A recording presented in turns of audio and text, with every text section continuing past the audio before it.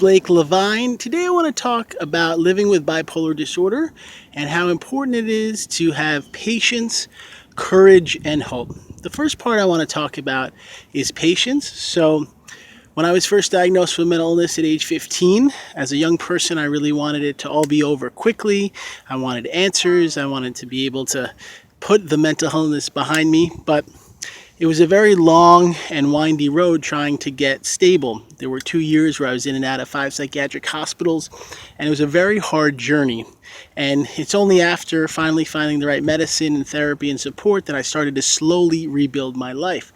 And in that journey, I found that having patience was one of the hardest but most important parts of living with a mental illness.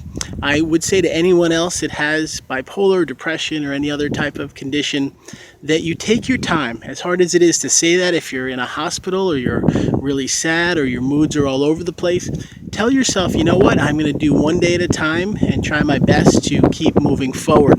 And oftentimes it might seem dark and dismal, but when you keep trying and keep going, there's a chance for things to work out. Along my own journey, there were moments where it didn't look good, where I didn't know if I would recover. My parents were scared and concerned, wondering if things would ever get better. But thank goodness we continued to try, and eventually things did improve. The next part I want to talk about is having courage. So when you're a human being and you're diagnosed with a mental illness that you're going to have for your whole lifetime, and you know that it can be filled with difficulties and problems, it's hard to accept that. And I believe anyone that says, you know what, I'm going to go and have the courage to get help and to keep working at it, that person is extremely strong and brave. And it's those courageous people that actually seek support that end up doing the best with these problems. And in my own journey, there's been times where it's so difficult, but I say, you know what, I have the courage today to keep trying, keep working, and to keep moving forward. I've been married for a long time. I have 2 beautiful children. Each day I work to get up and do the best I can. I'm here today at this beautiful park where I came to exercise and let out my energy in a positive way. And I think that that takes courage to say, you know, what can I do today to live the best possible life? Can I eat healthy? Can I drink lots of water? Can I work out? Can I connect with family or friends? Can I get support if I need it? That's real strength and courage. And the final part of this lesson today is when I say that life is sometimes filled with ups and downs, that's true of people in every type of manner, but when you have a mental illness, it can be more extreme. You can feel the depressions even on a deeper level. You can feel the mood swings if you're bipolar, sometimes in a more pronounced way.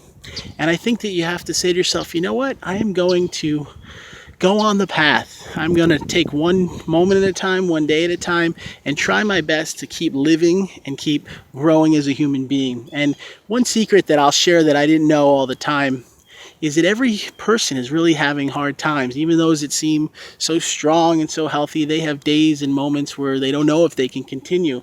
And that's helped me working with other people, with children and teenagers and adults, that kids in school that seem like they have it all together. Some are really having problems.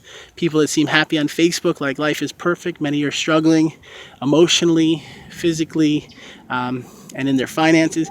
And when you say that, hey, I have a mental health condition, but I'm going to do the best I can, even the fact that you're here listening shows that you want to learn and get educated. I want to share below my website, bipolaronline.com.